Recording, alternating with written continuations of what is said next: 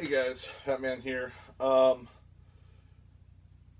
found a new YouTuber because of Angry Unboxing Nerd. He posted a little thing on YouTube saying, would somebody please help this YouTuber out, get her to 100 subscribers so she can do a giveaway." So I went and checked her out. Her name's 8BITBek. She actually has a lot of videos already for a small YouTuber. She's got quite a bit of content. I mean, they're shorter videos, but she's got quite a bit of stuff. She seems to be. I haven't watched a ton of her stuff, but she seems to be a lot into like vintage video games and pops, and she does unboxings and stuff like that. So if you're really into vintage gaming, and probably if you're into Funko, it sounds like she's really into Funko. Go check her channel out, 8BITBek. It's all one thing. 8BITBek. Okay, so she wanted, you could do the contest two different ways. You could just go on there and write comments, answer some questions in the comment section. That's all right. It's the easiest way to do it, but I'd rather just you could do the video part, which has you like 5 extra entries, which it doesn't really matter to me. I just like doing videos, and I think doing a video is more personable, and it's easier to just convey what you want to say. And I think that's been kind of the theme of my last 4 or 5 videos is just make fucking videos. It's easy. It's not hard. Her questions were, now she had it was kind of all over the place because she started out with like, if you write on here, then do these set of questions. So I'm just going to do them all because I wasn't really quite sure exactly how I needed to do this. She basically wanted to know my name. My name is Morgan. Everybody knows that. I go by Fat Man now. Was Fat Man in the beard. Still a little confusing, I'm sure, for a lot of new YouTubers. I used to have a huge beard, like down to here. Massive beard that I've been growing for like 7 years. And then about a year ago, I got my new job with the federal government, and they don't allow me to look like I'm homeless, apparently. So yeah, I live here in Oregon. I live about 45 minutes to an hour away from Portland, Oregon. That probably rings a bell more to anyone because of the show Portlandia, and the strangeness that is Oregon and all things weird in general. If you've ever been to Portland, Oregon, you know exactly what I'm talking about. It's very weird and great. I love it. I wouldn't want to live anywhere else, actually. I love Oregon. I think it's a great state. It's very progressive in a lot of ways. A lot of free thinkers. There's a lot of good people here, really. Gets a bad rap, I think, though. But moving on. She wanted to know what my favorite franchise was, or franchises. For me, I grew up in the, I was born in the later 70s. So my childhood was basically the 80s. So I gravitate towards a lot of 80s things, but clearly Star Wars is probably my favorite franchise of all time. It always will be. A Nightmare on Elm Street. I'm really loved Nightmare on Elm Street growing up, and I always loved the Freddy Krueger character. Let's see. Let me get back to where I'm at here. Oh, favorite genre. I guess it just depends. I don't really know. Like, what do you mean by genre? Like, what genre? Like genre for video games? I guess like video. If I was like going to choose like a video game franchise, I go with BioShock. I really love BioShock. What else? Genres. I mean, I guess I can answer a bunch of questions with that. Let's see. I really love horror movies. I think but mostly 80s. I'm not really into the newest stuff that's being made in the last like 2 to 3 years. When Rob Zombie came back and did House of 1,000 Corpses, that was, for me, that was the big return for horror. I think before that, horror was pretty dry. I mean, there was some great movies, that came before that. Things like Ginger Snaps, Scream. There was some stuff that came before that, but Rob Zombie just truly brought back, for me, that horror genre. I'm actually really excited to see 31 that comes out this month on Blu-ray. Music, I love more goth, industrial, some metal. Of course, I grew up on grunge because I'm a 90s kid. I was in high school with that, peak of '96 when I graduated, so kind of the peak of the grunge scene. So I love a lot of that '90s stuff. Big into '80s music though too. So, you know, my genres for everything are all over the place here. Favorite movie, um, Big Trouble in Little China, Jaws, The Big Lebowski. I'm trying to think. Just rattling off movies. This year, like stand-up movies for me this year would be like, Deadpool was really great. Um, well, of course, The Force Awakens. Oh no, that was last year. Sorry, ooh, I can't use The Force Awakens. Yeah, but yeah, really like some of my favorite movies are like Star Wars, Jaws, Big Trouble in Little China, Big Lebowski. Um, how to draw a blank on movies. I'm always on point with movies. I can't think of any other movies. Um, and then her other set of questions. These were just specific to making the video. And she wanted to know what kind of YouTube content I did. I guess I started out like you. I did unboxings. I think coming into this, I don't like the. It puts YouTube, you know, your YouTube channels put you in a box of you must make a certain kind of content. You must pump out only these kinds of videos. It doesn't allow for a lot of freedom. If you want freedom, you have to start another channel and do something very specific on that channel. I don't like that, but that's how it operates, and that's how you learn to make the community in which you're in. Because if you don't, you just don't fall in anywhere, and that just is kind of unfortunate. Because I'd love to talk about a lot of other things, but I can't do that really in this platform or on this channel because it doesn't work that way. But yeah, I started out with unboxings, and then I morphed into more like hauls. You know, I have a huge, you know, I'm still trying to acquire a lot of '80s, early '90s Blu-ray stuff, mostly horror. You know, comedies. That really is it for me. It's either horror or comedy. I don't really like anything in between. I don't care for military movies or anything to do with warfare really at all. I mean, of course, I love action movies and science fiction, you know, like Predator and Aliens and that franchise, and, you know, fun movies like Big Trouble in Little China and stuff like that. But I don't like warfare movies at all. I have no interest in anything to do with the military or in any of that kind of stuff. But yeah, and that's pretty much it. I don't really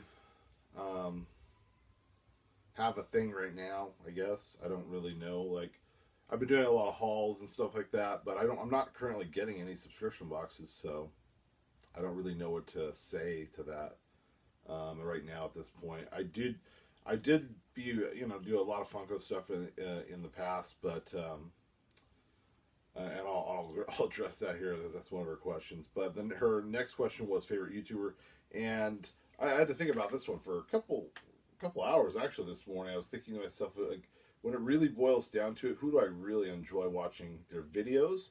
And it's actually Anthony Rapino. And it's gonna sound weird, but there's something about the way Anthony talks and the tone of his voice that's actually very soothing. So if he does a video about something I'm very interested in, like that video could go on for like 2 hours and I'm just going to sit there engaged because I love the way Anthony talks. I love the way he presents things.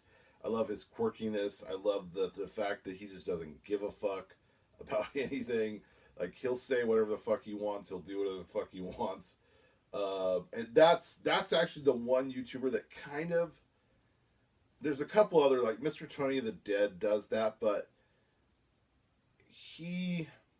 Tony the Dead, I do really enjoy his channel too. He does yard sale stuff the same as Anthony Rapino, but Anthony Rapino will show off you know, anything, like any random thing he might find at his garage sales, where Mr. Tony the Dead does more like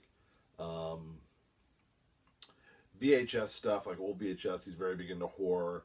or video games. He's really into vintage video games, and so is Anthony Rapino. I think his channel is really great because he's one of the few YouTubers that kind of can get away with that. He's obsessed with Halloween and horror, but he's also a huge vintage video game collector. And he I swear to God, he has the biggest fucking collection of fucking vintage video games I've ever seen in my life. Like there was like one time like I remember him showing off like his video game and just panning over and seeing like 4 Super Nintendos or some crazy shit like that. And like there was 3 like classic Nintendos stacked up on top of each other. I was like, what the hell? Like, how did you acquire all this video game stuff? It was crazy. He's got it, and I love the fact that he does. He's very much interested in a lot of the stuff that I grew up with, and like I said, he just doesn't care. He does yard sale, he does video game stuff, he does horror stuff. He's actually done some unboxings. He's kind of all over. He's done movie reviews. He just doesn't care, but he's one of the few YouTubers that can get away with that, and it still holds it together, and people follow him. He also has his own line of I guess, I don't know, resin-based products he does that are usually horror-themed, and he does some really, really cool stuff, sculptures and stuff. So, Anthony Rapino, if you're 8BITbek, if you're watching it, go check out Anthony Rapino. He's always got some cool stuff going on. Although it kind of slows down the Christmas season for him because his favorite time of the year is Halloween. So, go check him out. And the last question was, what is my favorite Funko franchise, or what series do I think they should make? Well, this one, 8BITbek, you may not want the answer to, because, as much as I still do buy Funko products, I got in on the early craze of Funko, and there are a lot of YouTubers I know that have sold off a lot of their Funkos, gotten kind of bitter towards Funko. I think Funko's gotten out of hand. I think they started out as what we wanted to return to the toys industry, was limited runs of things, very esoteric things that were very just specific to, they started out doing, like, when they announced like Big Trouble in Little China, I was like, holy shit, no one has really touched that franchise as far as like merchandise, and I was so excited. And then they did like the Munsters, and those turned out really cool, and they've done a lot of really cool horror stuff that I never thought would have gotten put out. But then it's just like, it just got out of hand to where it was like, things look so generic and shitty. Like, they would do Mean Girls or some other weird show that just didn't, it's like, this could look like anybody. This could be, the secretary at my dentist office. I don't know who the fuck this is. It's just like, it got so weird, and like, I don't know, is this, who is this? Is this my grandma? I don't know who the hell this is. Like, they did the Golden Girls. Okay, yeah, I guess you can distinguish that kind of a little bit, but for me, it's just gotten so out of hand. Like, I think like the only thing I'm really getting right now is anything based in horror from them. Like, I did get some of the Mystery Mini Series 3. I do have all the first series of Garbage Pail Kids, and I've seen the second series is really close to coming out. I've actually seen the completed figures and what the boxes look like, because I will get those, because those are really high quality, and they are actually really hard to get your hands on, really. So it makes them a little more collectible. But I think that Funko's doing what happened to comic books in the 90s. They're just overproducing the hell out of everything, and nothing is going to be worth anything in the end. And for, there are 2 types of toy collectors: those that'll just collect toys and just take them out of the box and have them all over and let their kids play with them and don't give a shit about it. And then there's true collectors, which makes up most of the toy community. They want mint condition toys in the box. Now, of course, there are exceptions to that for me. Like, I'll buy loose toys from the 80s just because it's nostalgic. But by and large, I think Funko has just gone way, way too overboard. There's only one franchise left that I even give a shit about, really, and that's Trailer Park Boys. I'd love to see them make, the 3 boys, and I'd love to see them do Randy and Leahy, and maybe even J-Rock. I think they could do a J-Rock one.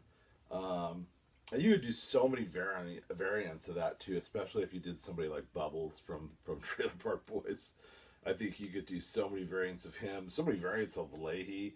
I think there could be some really cool um, pops of those guys. But other than that, I think the last one I bought was I think I got a couple of the Star Wars.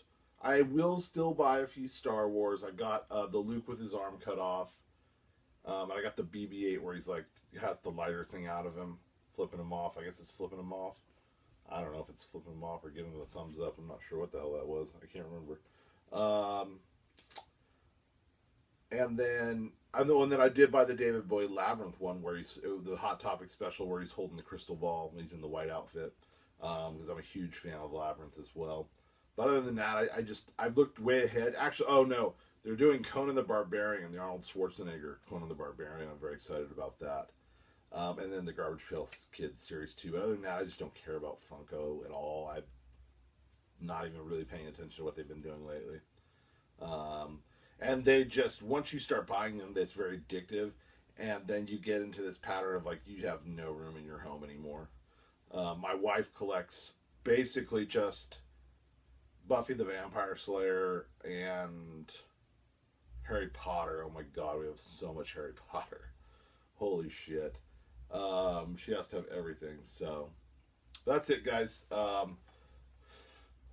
I hope I answered all your questions, 8BITBek, and we'll see you later, guys.